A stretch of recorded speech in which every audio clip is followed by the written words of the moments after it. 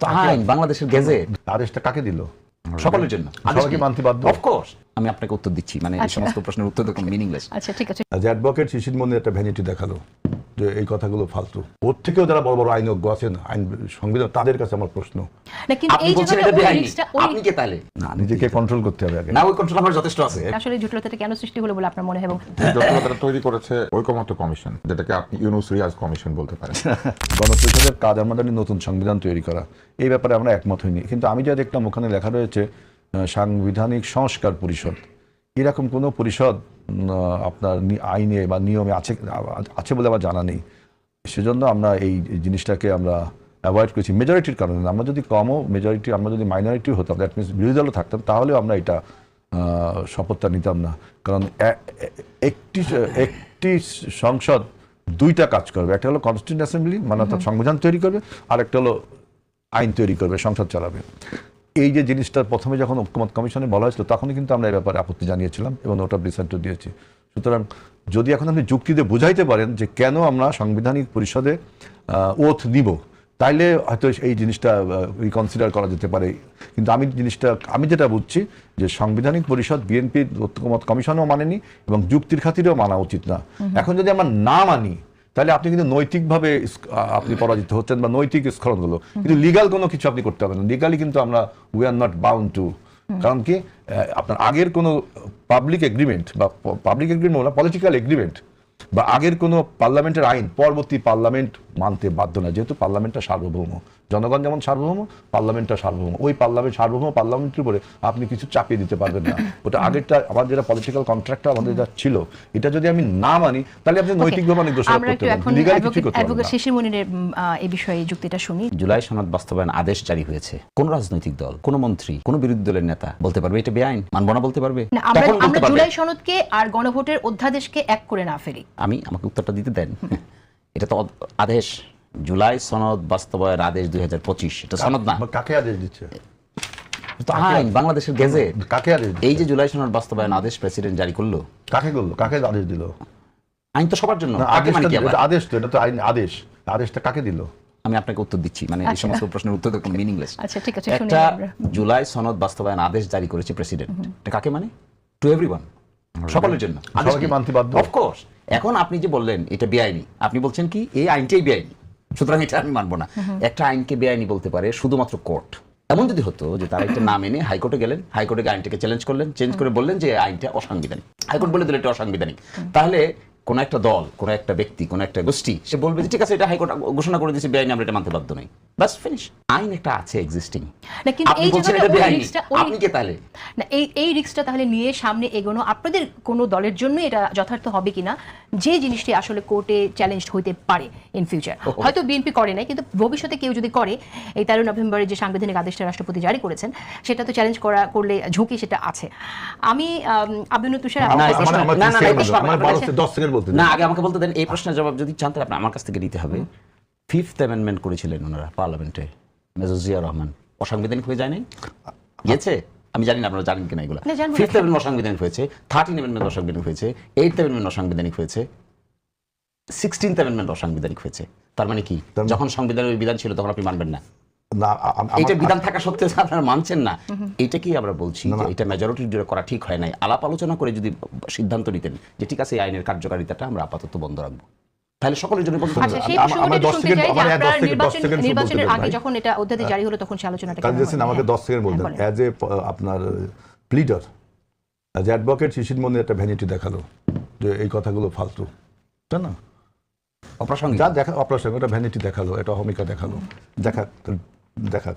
আমার কাছে, আমার জনগণ যারা আইন বোঝে, আইন তাদের কাছে আমার প্রশ্ন যে পূর্ববর্তী কোনো আদেশ, পূর্ববর্তী ইভেন পার্লামেন্টের কোনো নিয়ম পরবর্তী পার্লামেন্ট মানতে বাধ্য কি না, এটা আমার প্রশ্ন। আপনি পূর্ববর্তী একটা আদেশ জারি করেছেন, কনস্টিটিউশনাল অর্ডার, এই অর্ডারটা ওই পরবর্তী পার্লামেন্ট মানতে বাধ্য কি না, ওর থেকেও যারা বড় বড় আইনজ্ঞ আছেন, আইন সংবিধান, তাদের কাছে আমার প্রশ্ন। আমি যারা শুনছেন, আপনি তো আগে, তুমি তো আগেই ভ্যানিটি দেখাইলে, আমি উত্তর দিব আপনাকে, প্রথমে একটা গরিমা দেখাইলে যে এখন তো আর উত্তর তো আমি আর নিব না, কারণ না, তুমি আপনি তো প্রথমে নেবেন না, আমি অহমিকা প্রস্তাব দেখাইছো, দিব। একটা দেখাই ফেলাইছো। এখন তুমি যা বলবো সব অহমিকার সুরে বলবা। অতএব আমি দেখাবো। আমি জনগণের যারা কনস্টিটিউশনাল সংবিধান বিশেষজ্ঞ তাদের কাছে আমার প্রশ্ন যে আমার পার্লামেন্টারি সার্বভৌম হয় কি? মানতে বাধ্য কিনা, ঠিক আছে। আপনার মানতে হবে না, আমার সার্বভৌম মানলে মানলাম, কিন্তু আমি মানতে বাধ্য কিনা এবং আমি সার্বভৌম যেখানে বলছি সেখানে আপনি আগে একটা কনস্টিটিউশন অর্ডার দিয়ে দেবেন, এটা আমি মানবো। না, পার্লামেন্টের এই সার্বভৌম ক্ষমতার কথা আমরা জানি, সেই জায়গা থেকে আব্দুল নূর তুষার, আমি আপনার মন্তব্য শুনতে চাই। এটা আসলে জটিলতাটা কেন সৃষ্টি হলো বলে আপনার মনে হয় এবং জট খুলবে কিভাবে? জটিলতাটা তৈরি করেছে ঐকমত্য কমিশন, যেটাকে আপনি ইউনুস রিয়াজ কমিশন বলতে পারেন। ইউনুস রিয়াজ কমিশন যেটি করেছে, নিবন্ধিত সব দলকে ডাকে নাই। ফলে এই কমিশনটি আসলে অর্ধেক কমিশন, পুরো কমিশন না। নিবন্ধিত রাজনৈতিক দল সবাইকে ডাকা উচিত ছিল, তারা ডাকেন নাই। তারা তাদের মনের ইচ্ছা মতো জুলাইয়ের পক্ষে জুলাইয়ের বিপক্ষে আগেই ভাগ করেছেন। কে জুলাইয়ের পক্ষে কে জুলাইয়ের বিপক্ষে, এটা তারা কিসের ভিত্তিতে ভাগ করেছিলেন এটার কোনো ডেফিনেশন দিয়েছেন? ওনারা দেন নাই। তারপর তারা যেটা করেছেন, সেখানে যাওয়ার পরে তারা বিভিন্ন প্রস্তাব দিয়েছেন। আমার মনে আছে শিশিরমণি সম্ভবত সেখানে বলেছিলেন যে রেফারেন্স যে দিয়েছে সেই বিচারকদের সিগনেচার কোথায়, এরকম একটা প্রশ্ন মনে আপনি করেছিলেন, বা ওই কাগজটা কোথায়? আমি অবৈধ বলি নাই, আমি বলছি যে 106 এর উপর বৈধতা না, 106 উপর জনগণের পাওয়া। উনি বলেছে জনগণের পাওয়ার, কিন্তু জনগণের পাওয়ার কোথা থেকে আসছে? জনগণের পাওয়ার জনগণের একটা পক্ষ থেকে এসেছে, পুরো জনগণ তো ওখানে আসে নাই। যদি আসতো তাহলে আবার গণভোট লাগে কেন? জনগণের পাওয়ার পেয়ে গেছে, সবকিছু করে ফেলতো না, সেটা আবার পারছে না করতে। তখন তারা কি করলেন? তারা একটা বাস্তবায়ন আদেশ দিয়েছেন। সেই বাস্তবায়ন আদেশ যে দিয়েছেন, প্রেসিডেন্ট দিয়েছেন, কিন্তু ওই প্রেসিডেন্ট ওই আদেশের মধ্যে সংবিধানের নাম উল্লেখ করেছেন। এখানে আছে ওই আদেশটার মধ্যে, সেখানে আছে যে এই কোন নির্বাচন কমিশন করবে। তাহলে নির্বাচন কমিশন করবে যে নির্বাচন কমিশন সংবিধানের অধীনে তৈরি হয়েছে। তাহলে উনি নিজেও ওই সংবিধানের অধীনে শপথ নিয়েছেন, যে সংবিধানটা আছে সেই সংবিধানের প্রেসিডেন্ট এইভাবে সংবিধান সংস্কারের আদেশ দিতে পারে না। উনি কোনো কিছু তৈরি করতে পারেন না যেটা সংবিধান সংস্কারের লক্ষ্যে তৈরি হবে। এটা করতে গেলে তাকে একটা নির্বাচিত সংসদের মাধ্যমে করতে হবে। অনুরোধ পেতে হবে। অনুরোধ যারা করেছেন তারা আবার ওই শিশিরমণির ওই বক্তব্য অনুযায়ী যে 106 রেফারেন্সে তারা ক্ষমতা নিয়েছেন, কিন্তু আসলে এটা 106 রেফারেন্সে নেওয়া যায় না। কিন্তু নিয়েছেন তো তারা 106 রেফারেন্সে। তারা কেউ কিন্তু কাগজে কলমে কোথাও লেখেন না আমরা জনগণের রায়ে বা জনগণ থেকে নির্বাচিত, কোথাও কোনো কাগজে নাই। ঠিক, আচ্ছা। তাহলে দেখেন, ওনারা শুরুতেই নিজেদের মধ্যে একটা গোঁজামিল তৈরি করে রেখেছিলেন, যেটা শিশিরমণির ওই আলোচনার শুরুতে মধ্যে বলেছিলেন। উল্লেখ করেছিলেন যে 106 এটা হয় না, বলতে হবে এটা জনগণের। তো জনগণ যদি ঠিকই করে থাকে, তো জনগণ তো ওনাদেরকে থাকতে দিয়েছিল মেয়াদ ছাড়া। তাহলে গণভোটের দরকার কেন হলো? শোনেন, না, না না, গণভোট কেন দরকার গণভোটই হলো? বা কেন দরকার হলো? গণভোট কেন দরকার হলো এটা ওনারা ব্যাখ্যা করবেন। গণভোট কেন লিখেছে, আমার কাছে তো মনে হয় গণভোটের দরকার ছিল না। অ্যাডভোকেট শিশির মনির, আমি আপনার কাছে আসি। উপদেষ্টার শপথও কিন্তু ছিল না সংবিধানে। আপনারা ভালো করে খুঁজে দেখবেন, প্রধান উপদেষ্টার শপথ বলতে কোনো শপথ সংবিধানের পিছনে ছিল না, কিন্তু ধরে নেওয়া হয়েছে, ধরে নিয়েই শপথটা নেওয়া হয়েছে।